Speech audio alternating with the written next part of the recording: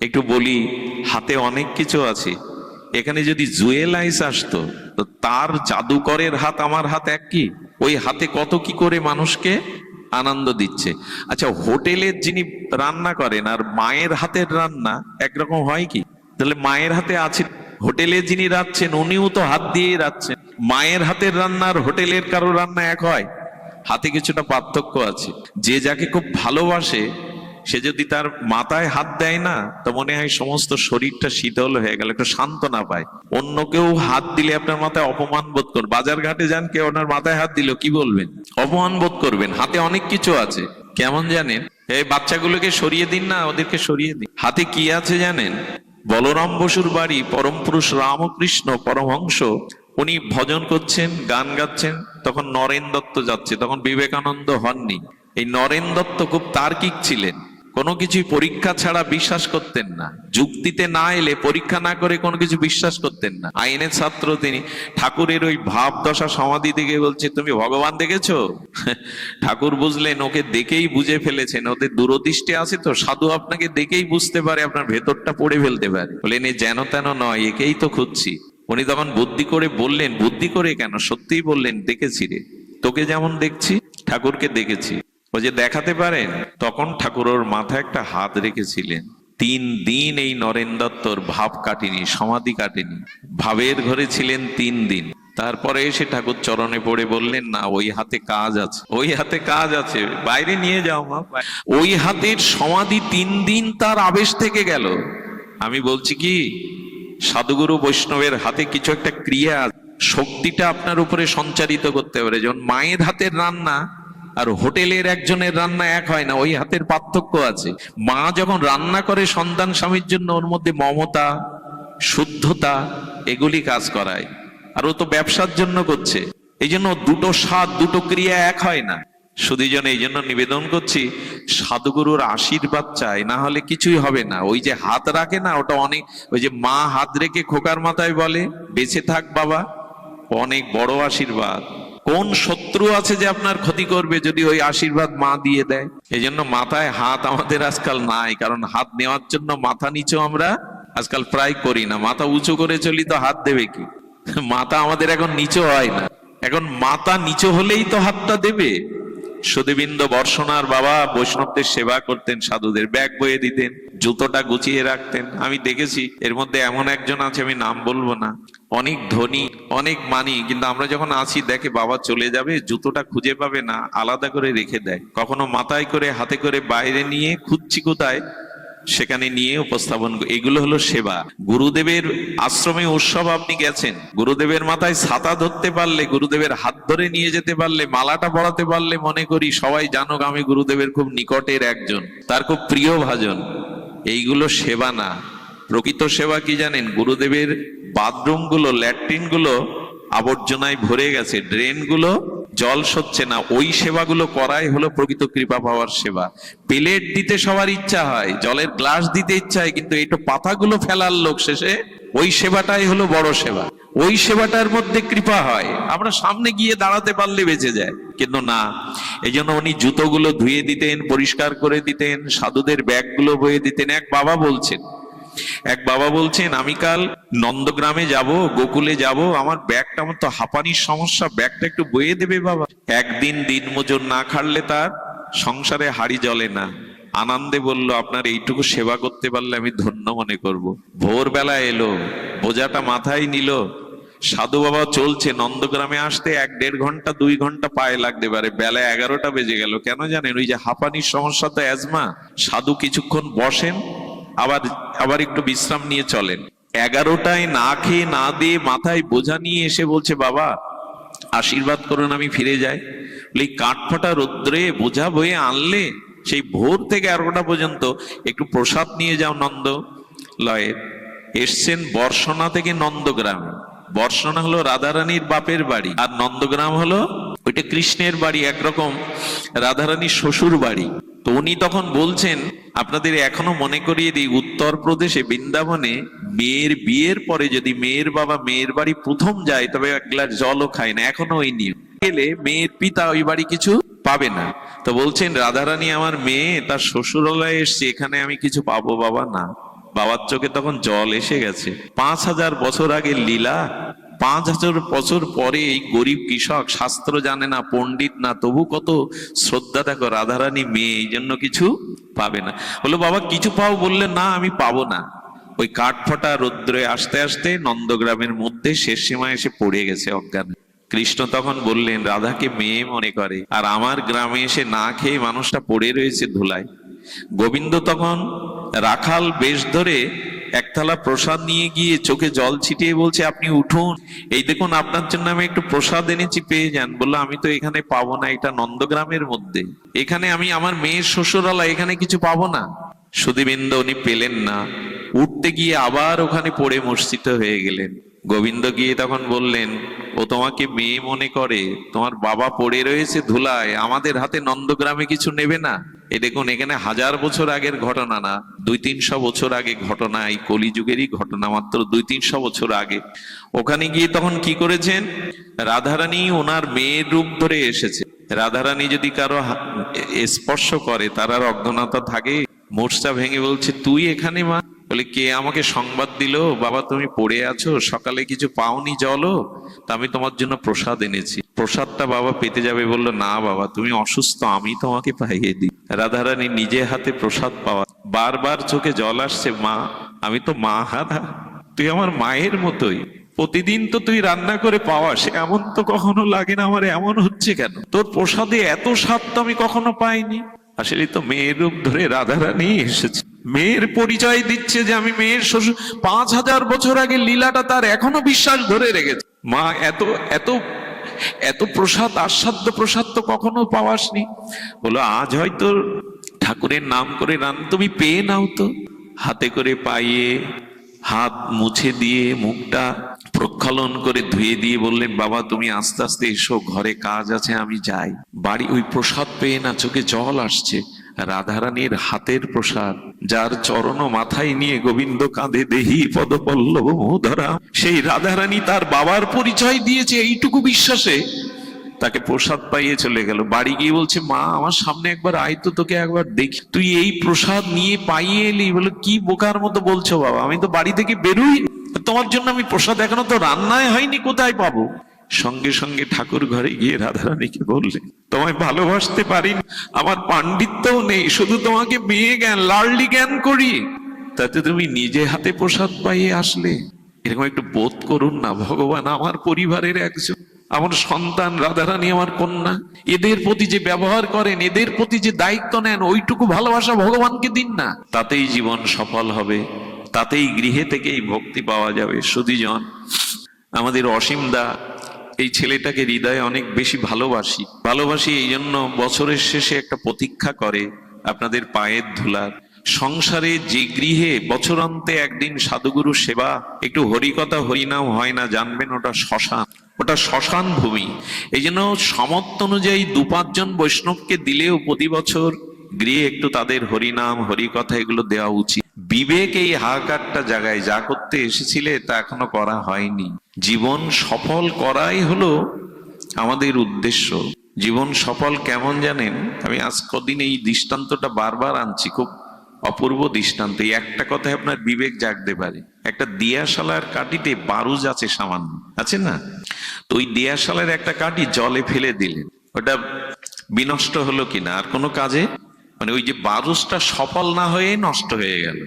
আর একটা দিয়াশালার কাঠি বের করে বারুজ ঘষা দিয়ে মন্দিরের প্রদীপটা জ্বালিয়ে জলে ফেলে দিলেন, দুটো কাঠি নষ্ট হলো কিনা?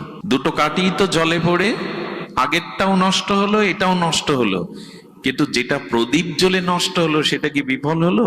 হলো কি? কারণ ওর কাজ হলো অগ্নি দিয়ে কিছু প্রজ্বলিত করা। ওই দিয়াশালার সামান্য বারুজের সার্থকতা হলো ওকে সৃষ্টি করা হয়েছে কোন ক্রিয়ার জন্য, আগুনটা বা প্রদীপটা জ্বালাবার জন্য, সেটা জেলে নষ্ট হলো। এই জন্য আগেরও কাঠিটা নষ্ট হলো, এটাও নষ্ট হলো, কিন্তু সফল হলো কে? যে নিজের কাজ করতে এসেছিল সেই কাজ করে নষ্ট হয়ে গেল, চলে গেল। মনুষ্য জীবনে ভগবত ভজন করে যদি নিজের উদ্ধার কল্যাণ না করা যায় তো জীবন বিফল। তো সেটা সফলতা কই? ঘর বাড়ি স্ত্রী পুত্র খাওয়া দাওয়া ভোগ বিলাস তো হলো সারা জীবন, যে জন্য মনুষ্য জীবন, ঈশ্বর প্রাপ্তির জন্য এই জীবন, তা হলো এজন্য হাহাকার নেই আমাদের, এজন্য আমাদের কোনো ব্যথা জাগে না যে একটা জন্ম বৃথা চলে গেল, ভজনহীন চলে গেল আজকের দিনটা। এই জন্য বলছেন যে আমাদের বিবেক এটি একটু সাধুর সঙ্গে যেতে পারে, মহৎ কৃপাতেই কেবল বিবেক জাগতে পারে, অন্য কিছুতে জাগবে না। এই জন্য সাধু সঙ্গ করে। আরেকটি দৃষ্টান্ত আছে, দাদার তো ওষুধের দোকান, অনেক দামি ইনজেকশন পাওয়া যায় কাচের মধ্যে, না মানে কাচের টিউবের মধ্যে। এখন ওই কাচের টিউবের মধ্যে ইনজেকশনের মূল বিষয়টা আপনি সিরিঞ্জতে টেনে নিয়ে ওটা ফেলে দিলেন, ভেঙে গেল। কাচের মধ্যে যেটা তরল যে ঔষধটা ছিল ওইটা সিরিঞ্জ দিয়ে টেনে নিয়ে ফেলে দিলে নষ্ট হয়ে গেল। আর ঔষধ ভরা অবস্থায় পড়ে যদি ভেঙে নষ্ট হয়, দুটোই তো নষ্ট হলো, ভেঙে গেল।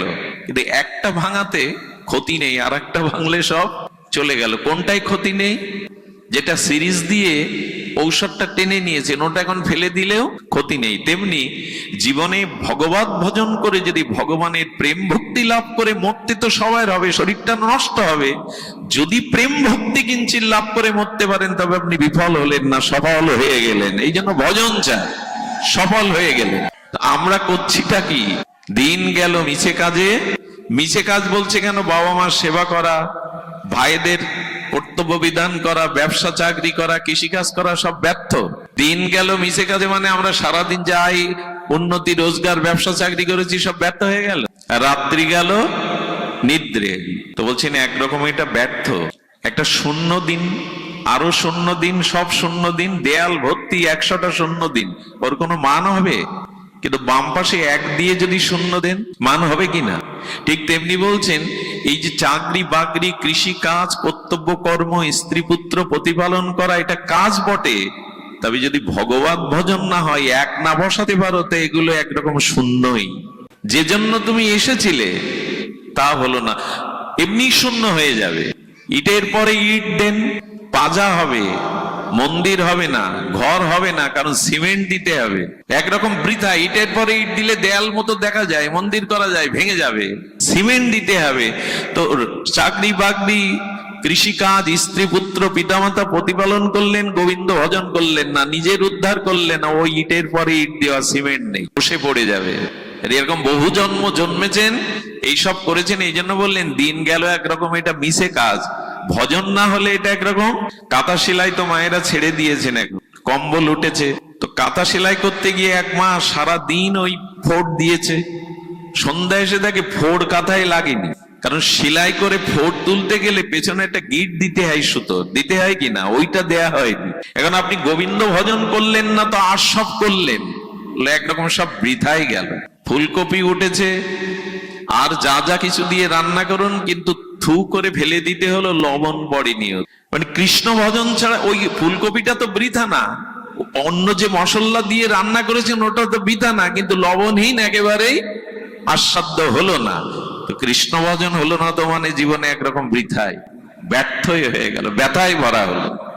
এই জন্য বলছেন নিজের উদ্ধারের চেষ্টা করাটাই বিবেক, আর এই বিবেক সাধু সঙ্গে ছাড়া জাগবে না। এই জন্য আমাদের উচিত বিবেককে জাগ্রত করার জন্য সাধু সঙ্গ করা।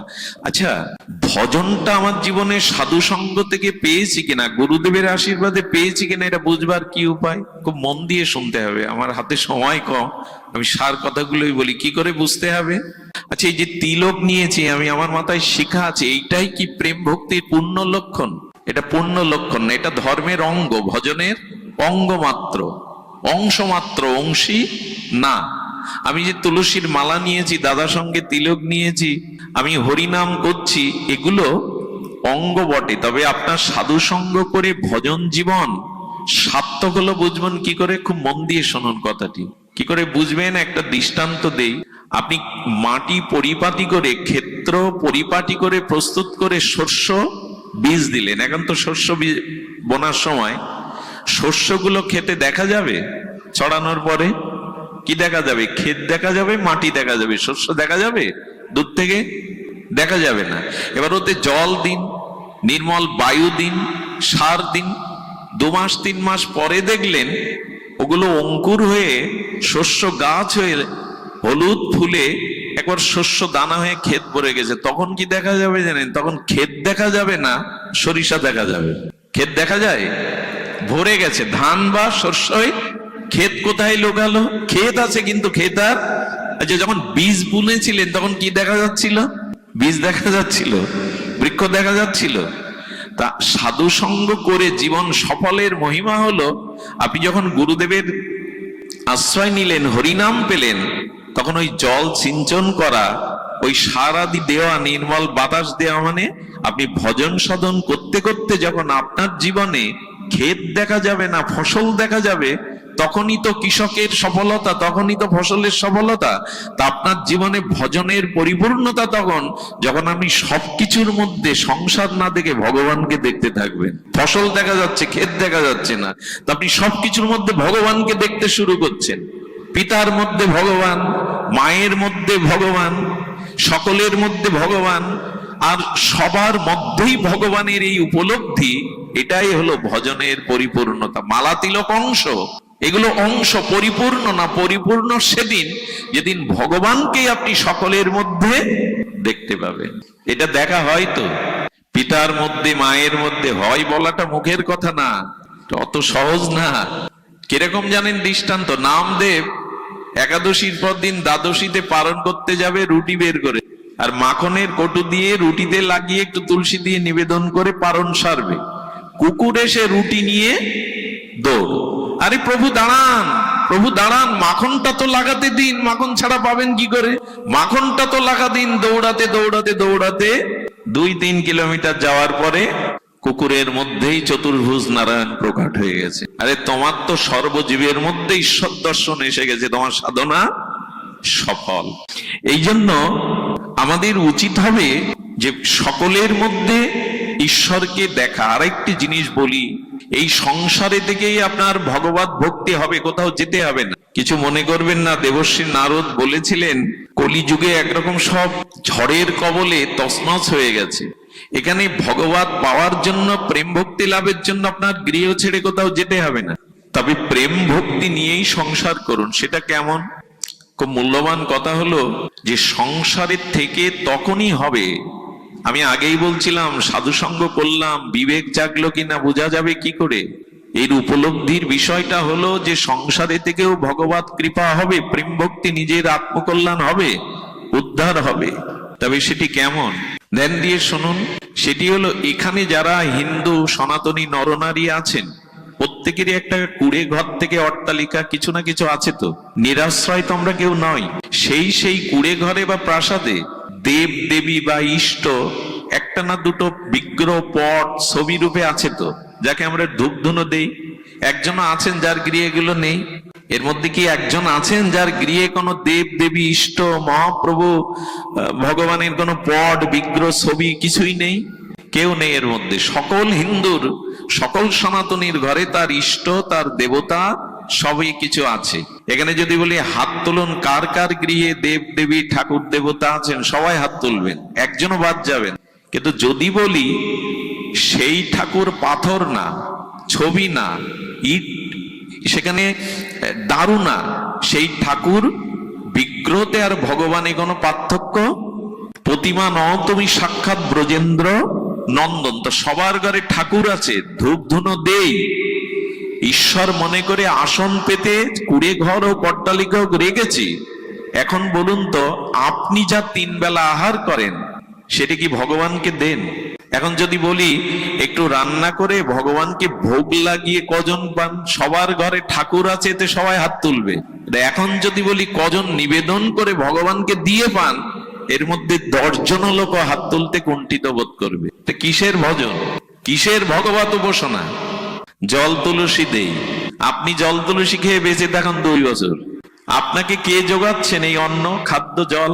গীতা একটা শব্দ আছে, গতির ভর্তা প্রভু সাক্ষী নিবাস সারানাং সুহৃদ প্রভাব প্রলয়ন স্থানাং নিধানানাম বিজমব্যয়ম। তিনি আপনাকে খাওয়াচ্ছেন, পড়াচ্ছেন। একবার গোবিন্দ সত্যভামা দেখি বলছেন, সমস্ত জীবকে আহার দিয়ে তবে আমি আহার করি। গোবিন্দ বলছেন, সত্যভামা বলছে একটু পরীক্ষা করা দরকার, তুমি সবাইকে আহার করিয়ে তবে আহার করো। উনি করেছেন কি, সিঁদুরের একটা কৌটার মধ্যে একটা পিপিলিকা ভরে রেখেছে, দেখি একে কি করে খাদ্য দিয়ে তবে তুমি পাও। ভগবান যখন সেবা করতে বলছেন, প্রভু আপনার এই কথা তো আমি বিশ্বাস করতে পারলাম না যে সব জীবকে আহার দিয়ে আপনি আহার পান। এই দেখুন এই কোটোর মধ্যে আমি একটা পিপিলিকা দুপুরে ভরে রেখেছিলাম, ওর খাদ্য আপনি জোগান নিয়ে আসেন। গোবিন্দ হেসে বললেন, কৌটাটা খোলো। খোলার পরে দেখলো যে পিঁপড়েটা যখন সত্যভামা দেবী ভরেছে, তখন গোবিন্দ ওনার মাথার উপর থেকে একটা খুদের দানা ওর মধ্যে ফেলে দিয়েছে, ওটা আর চোখে আসেনি। ওটাইও খাচ্ছে দেখো। তো যিনি আপনার ভরণ পোষণ পালন 10 মাস 10 দিন মার গর্ভে কে খাইয়েছিল ওখানে আপনাকে? ওখানে আপনি মুখ দিয়ে খাননি। ওই অন্ধকারের মধ্যে কি করে বেঁচেছিলেন? উনি ভর্তা, উনি ভরণ পোষণকারী, অথচ নিজের বেলায় সর্বশ্রেষ্ঠ লেজ্জ পেয়েও 3 বেলা পাবেন, ভগবানের বেলায় নকুল দানা। তো খাই কারা? ওই যে চিনি দেয় খায় তেলা পোকা, খাই পিঁপড়ে। আপনি আপনার ছেলেকে যেটা দিচ্ছেন, স্বামীকে যেটা দিচ্ছেন, তা তেমন মনে করে তাকে দেন। এ অধিকার নেই ভগবানের যে আপনার সন্তানের মতো করে সেবা পাওয়া, আপনার স্বামীর মতো করে সেবা করা। সৎসঙ্গ করে হলোটা কি? এত আসা যাওয়া করে হলোটা কি? এখানে আসলে প্রসাদ দাও, প্রসাদ না পেলে অনেকে রাগ করে উঠে যান, এই ঠিক মতো প্রসাদ দেওয়া হয়নি, দিচ্ছে না। প্রসাদ পাওয়ার লোভ এইখানে আমরা আসি, কারণ প্রসাদ পেলে কৃপা হয়, প্রসাদ ভগবানের কৃপা। তো বাড়িতে তো ভগবানকে দিয়ে প্রতিদিন পেতে পারেন, এরকম দৌড়াতে হয় না, তো সে ব্যবস্থা নেই কেন? হলো কি? বিবেক জাগলো?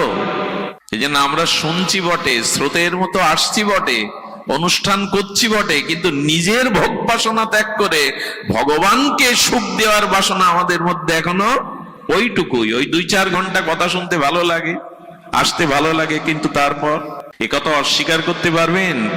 গীতার কোনো বাণীকে অস্বীকার করতে পারবেন? পৃথিবীর কোনো দার্শনিক পারেনি। গোবিন্দ বলছেন, আমার বস্তু যে আমাকে না দিয়ে পায় সে চোর। স্বীকার করুন, এই কথার বিপক্ষে আপনি যুক্তি খাড়া করুন। বস্তু তার, সমস্ত পদার্থ তার, তিনি সৃষ্টির মূল বীজ। ভগবান বলেছেন, নিধানানাম বীজম অব্যয়ম, আমি সমস্ত সৃষ্টির বীজ। এই জন্য আমাকে না দিয়ে এক গোপীর ঘরে গোবিন্দ গেছেন, আর সেই দিন গোপী গোবিন্দকে বোকা বানাবে বলে ক্ষীর মাখন ননি ঘর থেকে সব সরিয়ে ফেলেছে, কিছুই রাখেনি ঘরে। কৃষ্ণ কিছু না পেয়ে আর যখন চলে যাচ্ছে, তখন গোপীমারা বলছে, চোর চোর, নন্দের সুতো চোর, চোর চলে যাচ্ছে, চুরি করতে এসেছিল, কিছু পাইনি। গোবিন্দ ফিরে দাঁড়িয়ে তর্জনীয় বলছে, যে ঘরে আমার সেবার ব্যবস্থা থাকে না, যে ঘরে আমার জন্য উপচার থাকে না, তারাই চোর, যারা আমাকে নিতে পায়। এবং আমার জন্য যদি কোনো ব্যবস্থা যার ঘরে না থাকবে, আমি সে ঘরে আগুন জ্বালিয়ে দেব। আগুন জ্বালাবে তুমি? বলে হ্যাঁ, বাইরের আগুন না, ও পুড়ে গেলে তো আবার ঘর বাঁধতে পারবে। অশান্তির আগুনে এই সংসার জ্বালাবো, যেখানে আমার সেবা নেই, আমার সুখের কোনো ব্যবস্থা নেই। পৃথিবীতে অকৃতজ্ঞের থেকে বড় অধর্ম আর সব থেকে বড় বিশ্বাসঘাতকতা কি জানেন? বলি তবে এটা ছাগল তো আমাদের অনেকেই পোষে না, শাক শিশু। শাক শিশু জন্মালে ছোটবেলায় খুব ভালো লাগে, কোলে নিতে ভালো লাগে, হাত বুলাতে ভালো লাগে। তো শাক শিশু আপনার বাড়ি হয়েছে, একটা প্রসব হয়েছে, 2-4টে, আপনি কোলে তুলে নেন, ওকে আদর করেন, মেঘ ডাকলে ও দৌড়ে আপনার কোলে আসে, ঘরের মধ্যে গিয়ে আপনার বিছানায় ওঠে। আর যখন বাইরে ভয় পায় না, তখন দৌড়ে আপনার কাছে, আপনি কোলে তুলে নিয়ে হাত বুলানো, মনে করে এর থেকে বড় নিরাপদ আশ্রয় আমার আর, এই আমার প্রতিপালক, এ আমাকে খেতে দিয়েছে, আশ্রয় দিয়েছে, এ আমাকে প্রতিপালন করে, আমি এর কাছে নিরাপদ। কিন্তু ওর জানা নেই এর কাছেও নিরাপদ নয়। মেয়ের বিয়েতে আত্মীয় স্বজন এলো, ওকে হাতে করে কেটে খেতে দেয়, নিজেও খায়, এরে বলে বিশ্বাসঘাতক। বিশ্বাস জাগিয়ে যে বিশ্বাস ভঙ্গ করে, এরই নাম বিশ্বাসঘাতকতা। ঠিক তেমনি ভগবান বিশ্বাস করে আমাকে মনুষ্য জন্ম দিয়েছিলেন, যে আমার ভজন করবে, আমার আরাধনা করবে, উদ্ধার হয়ে আমার কাছে ফিরে আসবে। আমি বিশ্বাসঘাতকতা করছি ভগবানের সাথে। এই দেহটা, এই বিবেকটা দিয়েছিল নিজের উদ্ধার, নিজের কল্যাণ ভজন করবার জন্য, না করে সংসারের কামনা বাসনা ভোগ করে যাচ্ছি। বিশ্বাস জাগিয়ে আমাকে পাঠালেন, আর আমি সেই বিশ্বাসঘাতকতা করছি। এই বিশ্বাসঘাতকতা আর কতকাল, আর কত জন্ম? এই জন্য আপনাদের কাছে নিবেদন করি, চেষ্টা করুন, বিবেক জাগান। ও আজান হচ্ছে না, ঠিক আছে, আস্তে আস্তে বিবেকটা জাগান, বিবেক জাগিয়ে ভজন করুন। ভজনের এই হলো সময়। ভজন না করলে বক্স, বিবেক যদি না জাগে, তবে কিন্তু ভজন করে, সাধুসঙ্গ করে কিছুই হয়নি জানতে হবে, যদি ভজনে মন না লাগে। ভগবত সুখ তাৎপর্যে যদি নিজের মন প্রাণ দেহকে সঁপে না দিতে পারেন, জানবেন আজ পর্যন্ত কিছু হয়নি, কোলাহল হয়েছে, আসা যাওয়া হয়েছে। সুধীবৃন্দ, এই জন্য যত দ্রুত পারা যায় সিদ্ধান্ত নিন, আজ এখনই সিদ্ধান্ত নিন, বাকি জীবনের সময়টুকু আর আবিলতায় অলসতায় না কাটিয়ে নিজের উদ্ধারের জন্য ভজনে কাটানো উচিত। সুধীবৃন্দ, সংসারী মানুষ স্বভাবত বিষয় সুখে আসক্ত, এটা বলছেন ধর্ম সাধনের উদ্দেশ্য আমাদের হওয়া উচিত। এই জন্য গোবিন্দ বলছেন আর কিছু প্রয়োজন নেই, তোমরা এক কাজ করো, সংসারের পরিবারের একজন করে নাও। আমার পুত্রটাকে, স্ত্রীটাকে, কন্যাটাকে যেরকম তুমি দায়িত্ব নিয়ে তার সুখ, তার লেখাপড়া, তার পোশাক আশাক, তার প্রতি স্নেহ মমতা দিচ্ছ, আমাকে ওরকম একটা জায়গায় বসাও। এটাতেই সংসারে থাকার সার্থকতা। আমাকে দেয়ালেটা নিয়ে ছবি করে রেখো না, আমাকে ওই রঙিন লাইট দিয়ে ঠাকুরের আসনে পর্দার মধ্যে শুধু রেখো না, আমাকে তোমার পরিবারের একজন করে না। ওদের জন্য তুমি যতটুকু করো আমার জন্য ততটুকুই করো, বেশি চাইছি না আমি। এতটুকু তো তার চাওয়ার অধিকার থাকতে পারে, দিয়েই কি তাকে এই ভালোবাসাটুকু, এই দায়িত্ববোধটুকু আমি নিয়েছি। সুধীবৃন্দ, তবে শুনুন, ভগবানকে নিজের করে নেওয়ার ন্যায় আর ধর্ম নাই। আমি বহুবার বলেছি, তবু আর একবার বলি, আমাদের বর্ষনাতে গৃহীর ধর্ম হলো বৈষ্ণব সেবা। কৃষ্ণ সেবা ভালো করে দিতে পারুন আর না পারুন, কারণ বৈষ্ণব সেবার মধ্যে দিয়ে দুই সেবা হয়ে যায়, ভক্ত ভগবানের সেবা একই সাথে হয়ে যায়। ভগবান বললেন, কোন বৈষ্ণবকে এক মুঠো দিলে আমি তার জিউ ভাই বসে আস্বাদন করি। এই জন্য সাধুগুরু বৈষ্ণব, হরি সেবা, ভগবত সেবা, এটা গৃহীদের কর্তব্য। সেই কর্তব্যটা অসীমদা পালন করেন। আমি তার চরণে আজ একটা অপরাধও করে বসছি, যেন নিজগণে ক্ষমা করেন। একটা দিন নির্ধারিত ছিল, আমি রাত দিন ছুটছি, জানেন, কাল রাত 4টেই বাড়ি ফিরেছি। আবার সারা দিন ব্যবসা বাণিজ্য করে এখন ছুটতে হবে কোথায় জানেন? রাজোর। কোথায়? মাদারীপুর রাজোর। অনুষ্ঠান ধরতে পারবো না, একটু ভুল ক্রমে একই দিনে কথা দিয়ে বসা, আমি অনুধাবন করতে পারিনি। তবু ক্ষমাময় হৃদয় তার, ক্ষমা গুণ না থাকলে সে কিসের মানুষ। বলেছিলাম, দাদা আপনার সম্মান রক্ষার্থে আমি একটু অগ্রে যাব, সেই সুযোগটা তিনি করে দিয়েছেন, আপনারাও এসেছেন। এরপরে আমাদের সুজিত দাদাজি মহারাজ আছেন সর্ব অগ্রগণ্য প্রণম্য পূজ্য খড়িঞ্চি রাধা মাধব সেবাশ্রমের অন্যতম আচার্য আমাদের দাদাজি মহারাজের গুরুপাদ পদ্ম ছিল নারায়ণোত্তম গোস্বামী। অমীয় তার ভাগবত, অমীয় তার হরিকথা। আপনাদের তাদের ভাগবত শ্রবণ কীর্তন করবেন, প্রসাদাদি নিয়ে দাদাজিকে আশীর্বাদ করবেন। সংসারে থেকে এমনি করে যেন আপনাদের চরণ ধুলি পায়, আপনাদের পূর্ণ আশীর্বাদ যেন তার পরিবারের সকলকে ইষ্টমুখী করে, ভগবতমুখী করে। শুভ সময়টা যে কখন চলে যায়, প্রায় 1 ঘন্টা পাঠ চলে গেছে, কখন আমিও বুঝতে পারিনি। ভালো সময়টা এমনি করে চলে যায়। শেষে একটা কথা হাত জোড় করে জানিয়ে যায়, বায়ু গন্ধ বিনা, বাতাস কখনো গন্ধ ছাড়া থাকে না, সে সুগন্ধ বা দুর্গন্ধ হোক। বায়ু গন্ধ বিনা, গন্ধ কুসুম বিনা, ফুল ছাড়া কোনো সুগন্ধ পাওয়া যায় না। বায়ু গন্ধ বিনা, গন্ধ কুসুম বিনা, কুসুম ভ্রমর বিনা, ভ্রমর রাগ বিনা, রাগ ভাব বিনা, ভাব হরি বিনা, আর মনুষ্য জন্ম বিফল হরি কথা হরি নাম বিনা।